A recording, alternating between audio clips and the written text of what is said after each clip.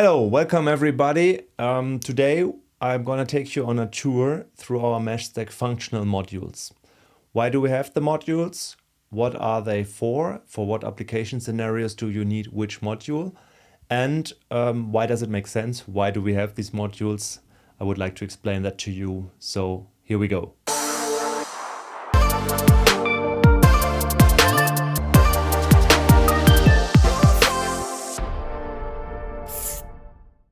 So let's have a look at the different modules, and I go to my whiteboard to have a better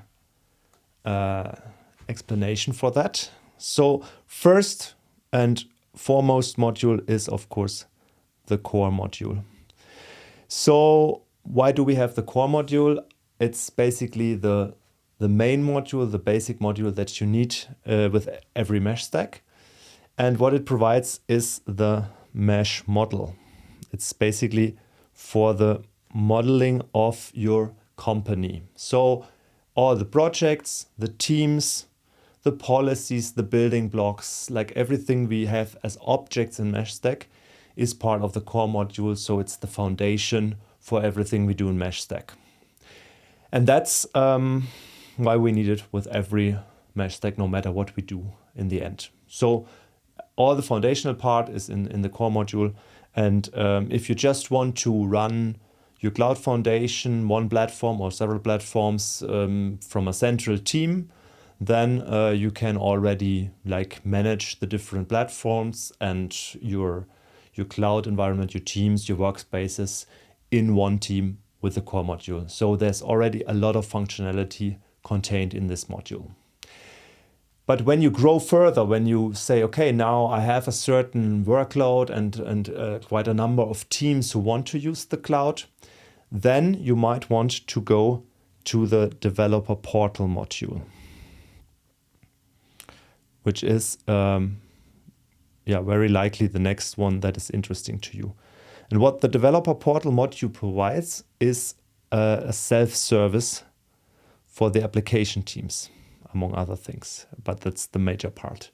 So it means that developer teams, application teams, like people who use the cloud, they can log into meshStack themselves. They can create workspaces and projects and tenants within these projects. So for example, create an Azure subscription, use building blocks from the marketplace to put into these subscriptions or to use separately, and then take the whole portfolio of service that you provide for their projects in a self-service manner. They can add metadata to the projects so that you know who's responsible for projects, who's taking the costs, who's owning the budget basically, what kind of data classification is in there, what kind of business unit is responsible for the project, and so on. So you can put all that in there over the developer portal. And that helps to unblock cloud usage, because you are not, as a central team, as a cloud center of excellence, for example, you are not anymore in the loop for every little cloud account that goes out there. So you can basically open up your store, like a web store, empower the teams to help themselves in a self-service fashion. And that's helpful when you want to scale further and not be involved in like an everyday rollout of cloud accounts. And the next module after that, which makes sense, is the FinOps module. I mean, that's probably very straightforward. What it does, it provides the cost accounting, the chargeback. Basically, to put it in one word, it's about budget control. So we have budgets, we have the costs that occur in the different clouds, like in Azure, AWS, Google, all the costs that they charge you. They are pulled into meshStack and they are displayed for every project. And they are also counted on the different budgets that you have in a project. So when you put, for example, 30,000 euros in a certain project, then all the cost over time, over the month, will accumulate on this project, and you will have an overview on how much of the budget is left or already consumed. You can also export all this data and use it for internal chargeback with your systems you have in place in your company. It's important to notice that also the teams see this cost data. That means that your team has transparency about their budget, the costs they occur, and also if they make changes to the architecture, if they scale up or down, then this affects the costs they see. And that helps to give responsibility into their hands and to also provide accountability. That means they are able to influence the cost in a efficient way, so that you basically it's the balance to the self-service. You can take your own stuff, but you also have to take a look at the cost and make sure it's balanced and that you have the budget to pay for the cloud you consume. All right, that's 3 out of 5. The next one, when you grow further in your company and you want to increase cloud usage even more. So that's the platform ecosystem.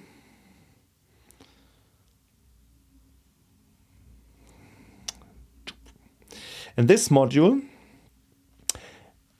provides basically empowerment to teams to also offer services within meshStack, right? So it's basically ensuring that you enable platform teams, platform or service teams. So let's say you have a team that provides database services. Then you can use the platform ecosystem so that they can create building blocks that offer these database services, like a database, a managed database, for example, and you can put it in the marketplace and then it's available to all other teams on the meshStack.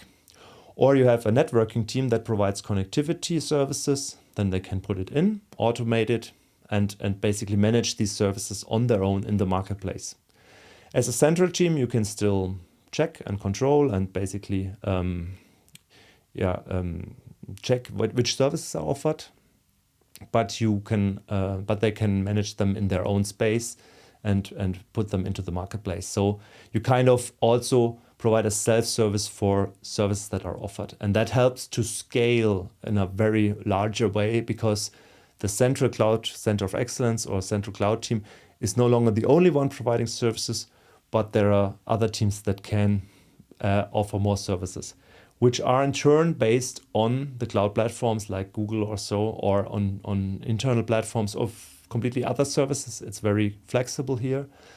You can basically bring your own automation and put it into the system. And that's why it's called platform ecosystem, because you can create like your own cloud hyperscaler or cloud platform in your company, by collecting all the services from the market, all platforms that you have available, but also your internal teams into one place and provide a single central place to have all of that available.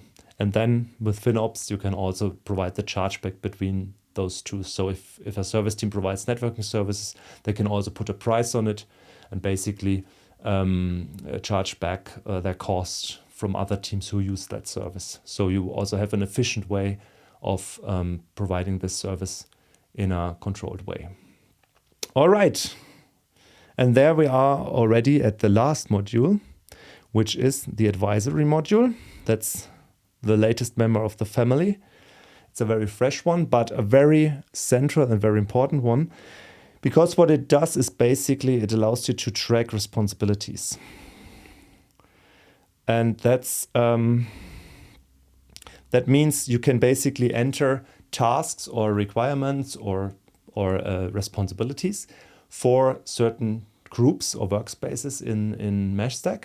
And then it is tracked basically if they have fulfilled them, like their feedback on this responsibility is tracked, so that you have, for example, you can say, I have this landing zone, this cloud environment where you can do like, where you have very much freedom what you do there, like for example, build your application or use AI services or whatever. But you need to ensure that you've gone through IT security review, that you roll out certain basic policies, that you discuss it with another security team maybe, and that you don't have connectivity. And then that you understand that basically. And then you put up advisories for that and they can check it. And by that way you have basically an auditable, like audited way of representing that all these responsibilities have been communicated in a clear fashion and also understood and solved by the receiving team, right? And that way you can have a very fine granular, very clear, communicated way of implementing your shared responsibility models. Because often shared responsibility models are a bit, as you say in German, Papiertiger, like they are on paper only, some paper, and quite blurry often. But with the advisory module, we can make them really crystal clear, sharp, down to the point, and make sure they are also sent to the right people in a way that they can't miss it. Yeah, and that's it. So you see why we have these modules, how they make sense, how they complement each other, and how they help you along your journey to start with a small set and then grow your way, both in functionality as well as numbers, right? When you grow and it gets more complex and more people get involved, then we have you covered as well with the extended functional modules of meshStack. So if you have any question about that, feel free to get in contact, comment on this video, go to our other channels like our website or reach out to us on LinkedIn, whatever you prefer. We're looking forward to hear from you. And if you like our videos here, please like, subscribe, and comment. Thank you so much and see you soon in another video. Bye-bye.